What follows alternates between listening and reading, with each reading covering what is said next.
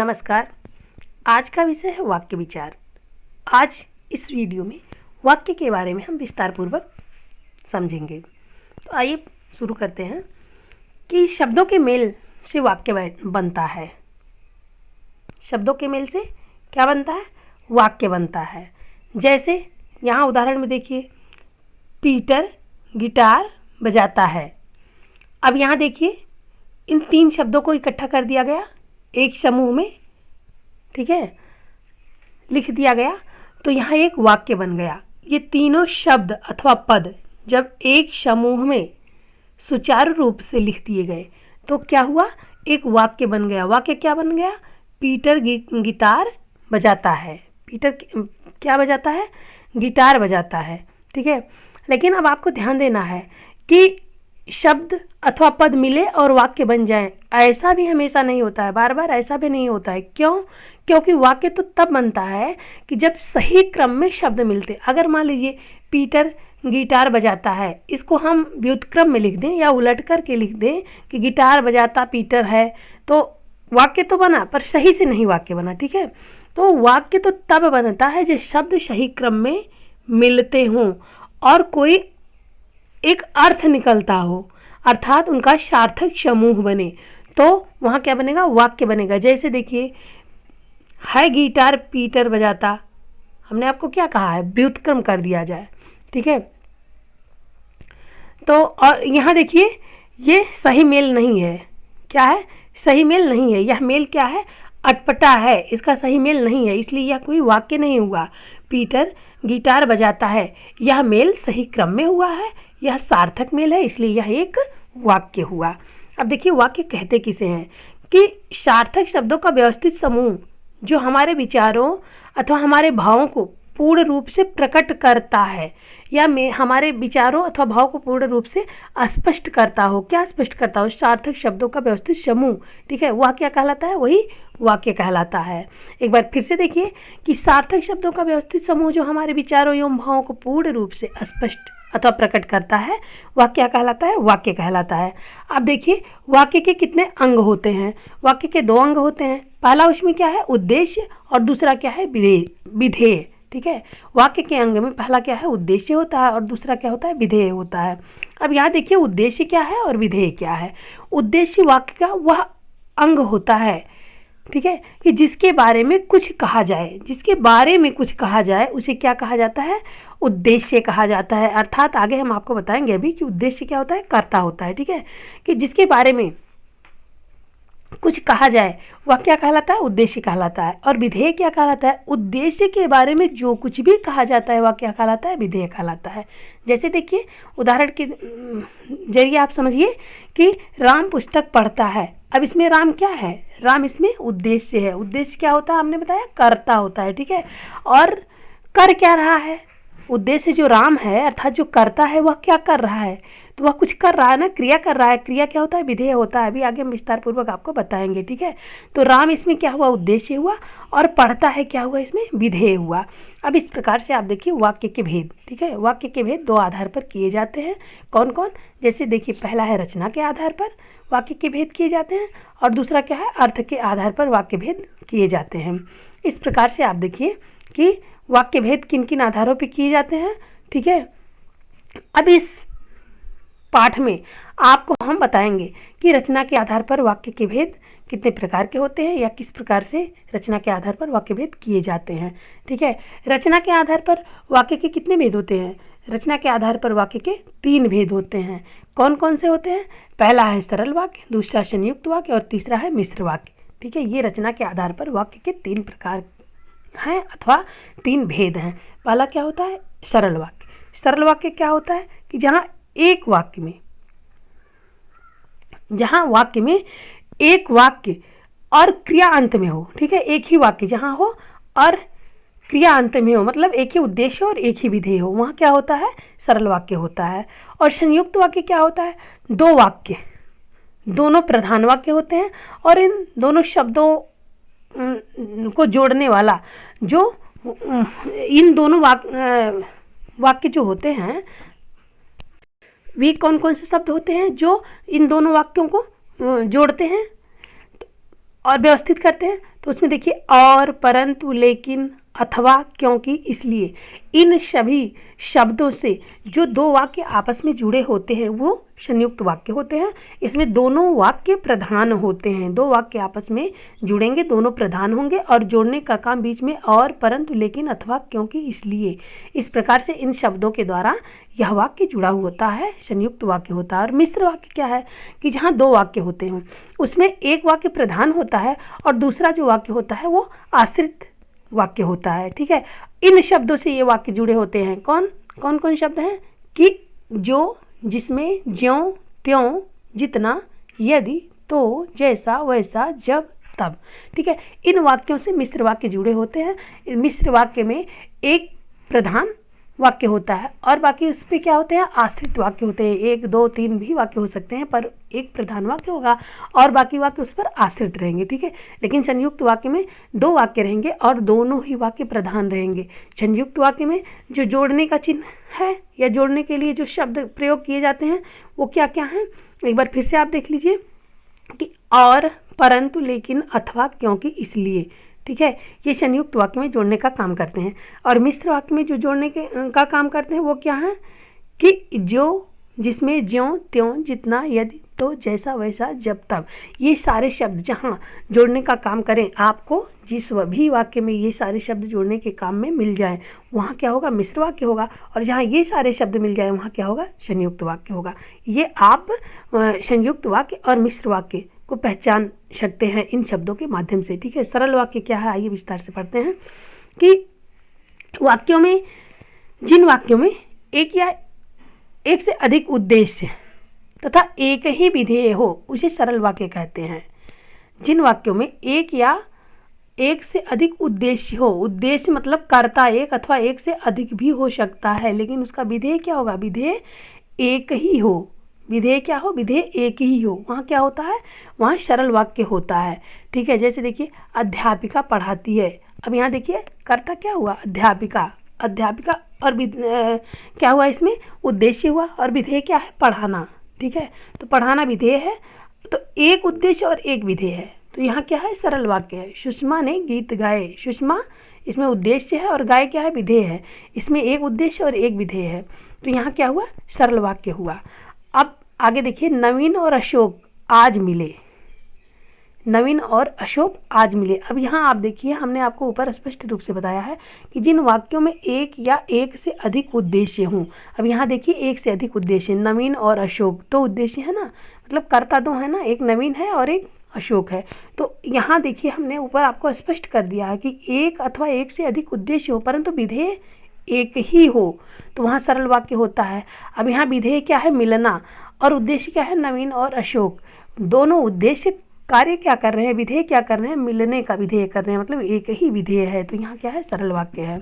याद रखिए, जिस वाक्य में कर्ता एक या एक से अधिक हो किंतु क्रिया केवल एक ही हो वहाँ क्या होता है, सरल वाक्य होता है। कर्ता मतलब उद्देश्य और क्रिया मतलब विधेय। ठीक है, इस प्रकार से आप देखिए पहचानने के कुछ नियम भी देख लीजिए कि सरल वाक्य में कर्ता वाक्य के प्रारंभ में आता है और क्रिया अंत में आती है। जैसे वह आज ही आएगा, रेशमा सो गई, यहाँ देखिए कर्ता वाक्य के प्रारंभ में आ रहा है और क्रिया वाक्य के अंत में आ रही है। और सरल वाक्य में कर्ता शब्द एक वचन में भी हो सकता है और बहुवचन में भी हो सकता है। जैसे घोड़ा चर रहा है और घोड़े चर रहे हैं। ठीक है, यहाँ एक वचन में भी कर्ता हो सकता है, उद्देश्य एक वचन में भी हो सकता है, एक या एक से अधिक भी हो सकता है, बहुवचन में भी हो सकता है, परंतु विधेय उसका एक ही होगा। ठीक है, तो वहाँ सरल वाक्य होगा। सरल वाक्य में कर्ता एक जो कर्ता है वह कर्ता शब्द एक भी हो सकता है और अनेक भी हो सकता है। जैसा कि हमने आपको बताया है, अहमद झगड़ने लगा, अहमद, अनवर और इरफान तीनों झगड़ने लगे, तो यहाँ क्या है, कर्ता एक से अधिक है परंतु उसका विधेय जो क्या है, क्रिया, वह एक ही है, तो वहाँ क्या हुआ, सरल वाक्य होता है। अब देखिए संयुक्त वाक्य क्या है। संयुक्त वाक्य को देखिए कि नवजोत ने खिचड़ी पकाई और सर्वजीत ने दाल बनाई।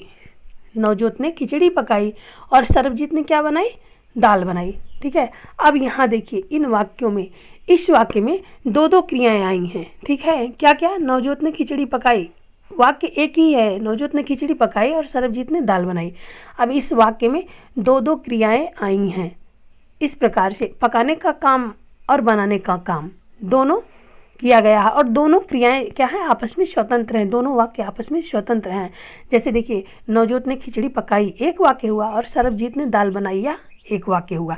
बीच में जोड़ने का काम क्या किया, और शब्द। हमने आपको क्या कहा, पीछे बताया था कि संयुक्त वाक्य में जो जोड़ने का काम करता है वह कौन कौन सा चिन्ह होता है, वह कौन कौन सा शब्द होता है, और परंतु, ठीक है, और परंतु, लेकिन, अथवा, क्योंकि, इसलिए, ये सब जोड़ने का काम जहाँ होता है, इन सभी शब्दों से जहाँ दो वाक्य आपस में जुड़ते हैं वहाँ संयुक्त वाक्य होता है। हाँ, ध्यान यह देना है कि दोनों संयुक्त वाक्य में दोनों वाक्य क्या होते हैं, प्रधान वाक्य होते हैं। ठीक है, कोई किसी पर निर्भर नहीं होता, दोनों एक दूसरे से स्वतंत्र होते हैं। तो यहाँ क्या है, यहाँ दोनों एक दूसरे से स्वतंत्र हैं। नवजोत ने खिचड़ी पकाई, यह भी स्वतंत्र वाक्य है, और सरबजीत ने दाल बनाई, यह भी स्वतंत्र वाक्य है।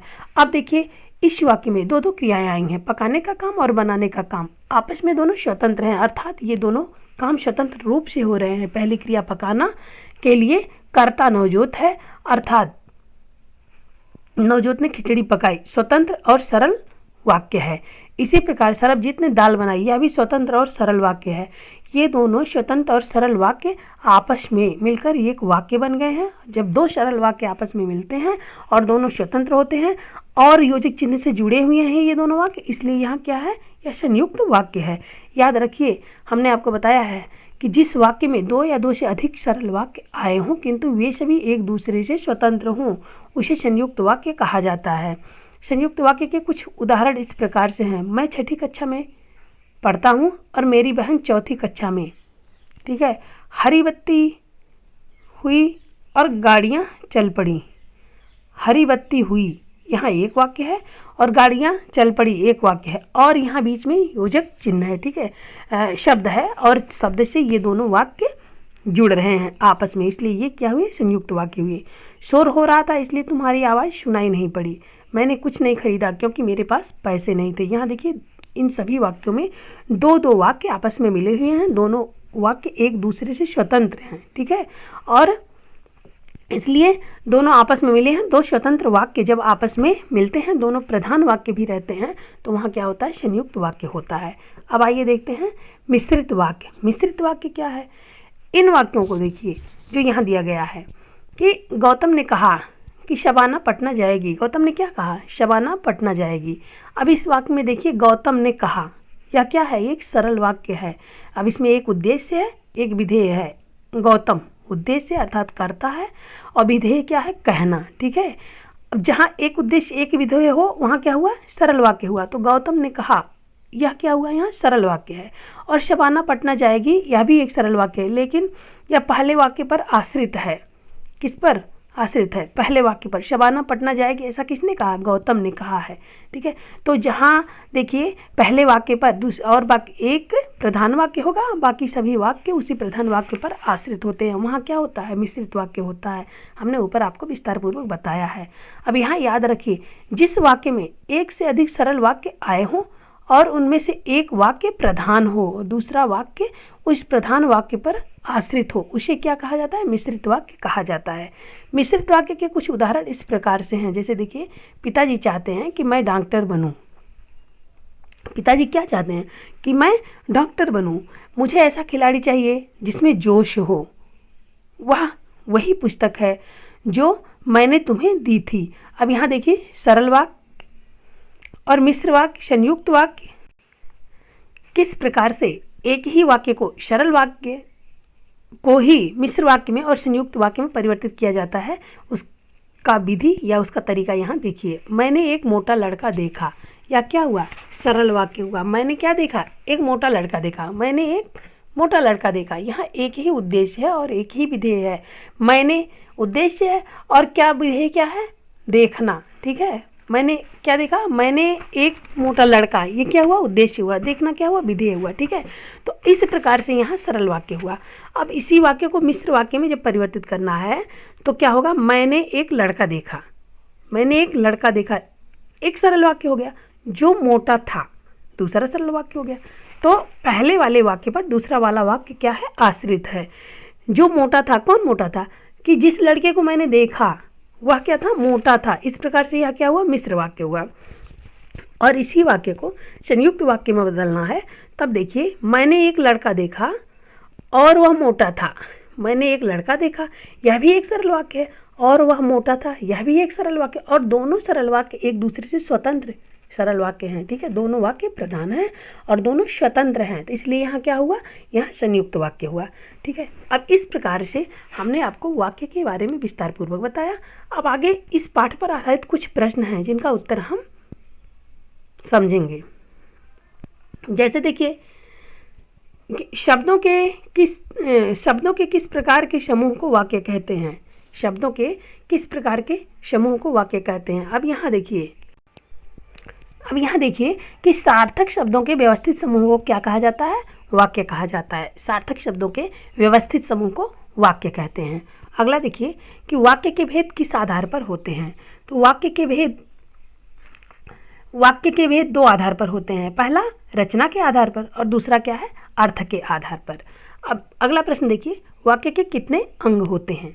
तो वाक्य के दो अंग होते हैं। कौन कौन से, उद्देश्य और विधेय। वाक्य के ये दो अंग होते हैं। अब आइए देखिए लिखने की बारी। लिखित कौशल में सरल वाक्य की परिभाषा उदाहरण देकर समझाइए।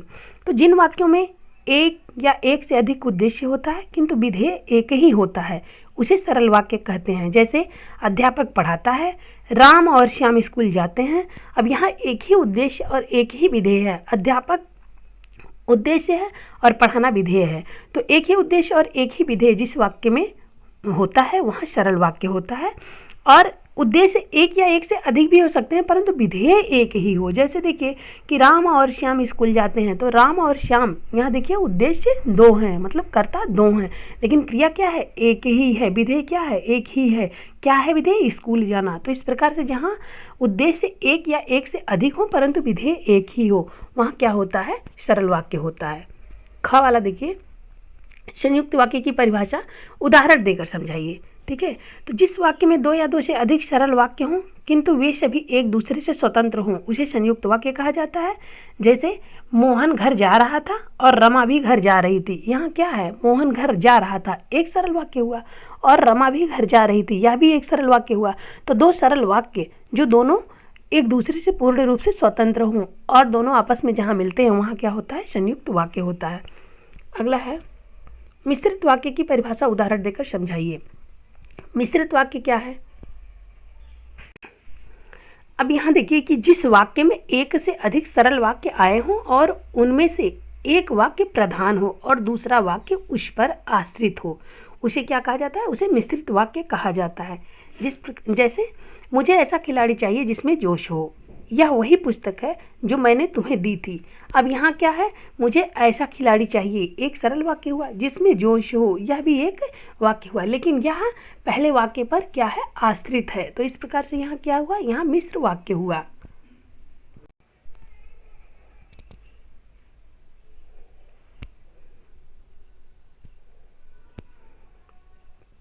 मैं समझ गया था कि वह अवश्य आएगा। अब यहाँ देखिए, यहाँ मिश्र वाक्य है, मैं समझ गया था कि वह अवश्य आएगा। यहाँ क्या है, एक मैं समझ गया था, इस पर यह दूसरा वाक्य आश्रित है, तो यहाँ क्या हुआ, मिश्रित वाक्य हुआ। और अगला देखिए ख वाला, तुम जितनी मेहनत करोगे उतना सुखी रहोगे, यह भी मिश्र वाक्य है। निधि ने बैग उठाया और वहाँ से चली गई, यहाँ क्या है, यह संयुक्त वाक्य है। निधि ने बैग उठाया और योजक चिन्ह से यहाँ ये जुड़ा हुआ है, इसलिए यहाँ क्या हुआ, ये संयुक्त वाक्य हुआ। दीपिका ने बबली को सुला दिया, यहाँ भी संयुक्त वाक्य हुआ। तुम अपने आप जा रहे हो या गार्ड को बुलाऊं, यहाँ भी संयुक्त वाक्य है। मैंने तुम्हें देवता मान लिया है, यह क्या है, सरल वाक्य है, क्योंकि यहाँ एक ही उद्देश्य है और एक ही विधेय है, इसलिए यह क्या है, यह सरल वाक्य है। अब देखिए सोचने की बारी, भाषा कौशल के जो प्रश्न हैं, इनमें से संयुक्त वाक्य है, कौन सा इनमें से संयुक्त वाक्य है, ये आपको ढूंढना है। तो यहाँ देखिए, मेरे समझाने पर हड़ताली मान गए, मैंने जब समझाया तब हड़ताली मान गए, मैंने समझाया और हड़ताली मान गए, यहाँ देखिए और चिन्ह से यहाँ जुड़ा हुआ है। ठीक है, तो यहाँ क्या है, मैंने समझाया और हड़ताली मान गए, इसलिए ये क्या है, यह संयुक्त वाक्य है। ठीक है, अब देखिए इनमें से सरल वाक्य की पहचान करना है आपको। पिता को देखकर मीनू रोने लगी, मीनू ने पिता को देखा और वह रोने लगी। जैसे ही मीनू ने पिता को देखा वह रोने लगी। तो पिता को देखकर मीनू रोने लगी। यहाँ एक ही उद्देश्य और एक ही विधेय है, इसलिए यह क्या होगा, सरल वाक्य होगा। इनमें से मिश्रित वाक्य को पहचानना है। मैंने सुना है कि तुम लखनऊ जा रहे हो। तुम लखनऊ जा रहे हो या तुम झूठ बोल रहे हो? तुम लखनऊ जा ही रहे हो ना। अब इसमें देखिए मैंने सुना, यह एक वाक्य है कि तुम लखनऊ जा रहे हो, या दूसरा वाक्य है। अब यह प्रधान वाक्य है मैंने सुना, दूसरा वाक्य इसी पर आश्रित है, इसलिए यहाँ क्या हुआ, मिश्र वाक्य हुआ। पहला इसमें क्या हुआ, मिश्र वाक्य हुआ। अब देखिए करने की बारी रचनात्मक कौशल है। इसमें जो व्यक्ति परिश्रमी होते हैं वे अच्छे लगते हैं, इसको सरल वाक्य में परिवर्तित करना है। तो सरल वाक्य में परिवर्तित करने पर क्या होगा कि परिश्रमी व्यक्ति अच्छे लगते हैं। और दूसरा है राम जा रहा है और सोहन आ रहा है, इसको सरल वाक्य में बदलना है। तो इसका क्या होगा कि राम और सोहन आ जा रहे हैं, ठीक है। तीसरा है भूकंप आया और सब नष्ट हो गया, इसे मिश्र वाक्य में परिवर्तित करना है। तो यहाँ क्या होगा कि भूकंप आया जिसमें सब कुछ नष्ट हो गया। अगला है कृपया सभी यहाँ आकर सुने, इसे संयुक्त वाक्य में परिवर्तित करिए। तो कृपया सभी यहाँ आए और आकर सुने, तो यह क्या हुआ, संयुक्त वाक्य में परिवर्तित हुआ। अब देखिए अगला है आप कुर्सी पर बैठकर बातें करें, इसे संयुक्त वाक्य में परिवर्तित करना है। तो आप कुर्सी पर बैठें और आप बातें करें, ठीक है, आप कुर्सी पर बैठें और बातें करें। तो इस प्रकार से वाक्य रचना के बारे में हमने आपको विस्तार पूर्वक समझाया। मुझे पूरा विश्वास है कि वाक्य के बारे में जितना हमने आपको समझाया है आपको अच्छे से समझ में ज़रूर आया होगा। अब अगर आप इस वीडियो को पहली बार देख रहे हैं तो वीडियो को लाइक करिएगा, अपने दोस्तों में शेयर करिएगा, और अगर इस चैनल पर पहली बार आप इस वीडियो को देख रहे हैं तो चैनल को सब्सक्राइब जरूर करिएगा। धन्यवाद।